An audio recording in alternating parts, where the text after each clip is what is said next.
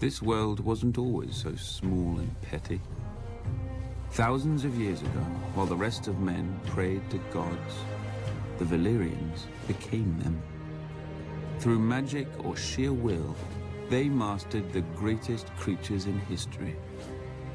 A horse grants man dominion over the land, a ship over the sea. But dragons gave us the sky, and everything and everyone beneath it. At its height, my ancestors ruled the known world. Whatever parts we didn't weren't worth knowing.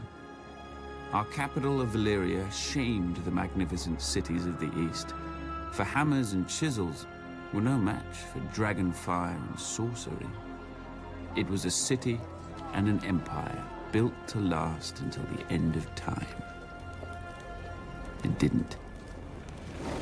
400 years ago, the doom fell on Valyria. Mountains cracked open like eggs, lakes and rivers boiled, fountains of fire, ash and smoke spewed from the ground, so high and so hot that even dragons burned in flight. The land splintered, and the angry sea rushed in. In hours, the greatest city in history became history. But my ancestors didn't burn or drown with the rest of their race. 12 years before the doom, despite the sneers of his rivals, Aenar Targaryen abandoned the capital with his family. Legends claim that his daughter foresaw the destruction of the city in a dream. More likely, Aenar met with some mishap at court and chose exile over execution. He and House Targaryen slinked away to a dreary, remote, god-forsaken island. Forsaken no longer. With arts now lost to the world, we transformed a tiny outpost into Dragonstone, a fortress fit for the last dragon lords. Then Aenar's descendants settled into it like a tomb for their lost homeland. Until Aegon. When he looked east, he saw the past, old, tired, dead. But when he looked west, he saw the future. Gold in the ground, gold in the fields, and no dragons in the sky but his.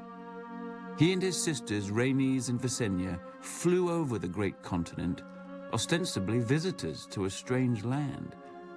But when Aegon returned, he ordered construction of a massive table carved in the shape of Westeros, with all the notable rivers and mountains that they had seen.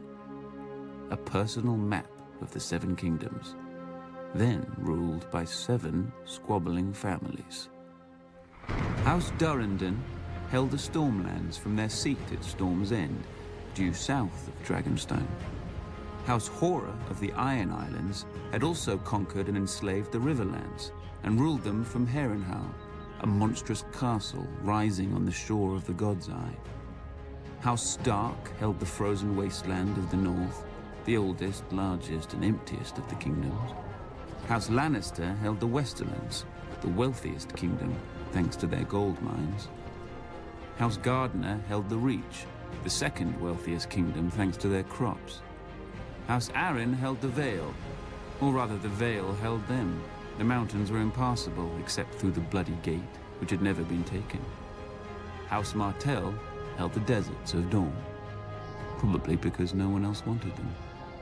Together, the 7 kingdoms made Westeros, a realm that wasn't yet a realm, ruled by great families who didn't know what greatness was. Aegon would teach them.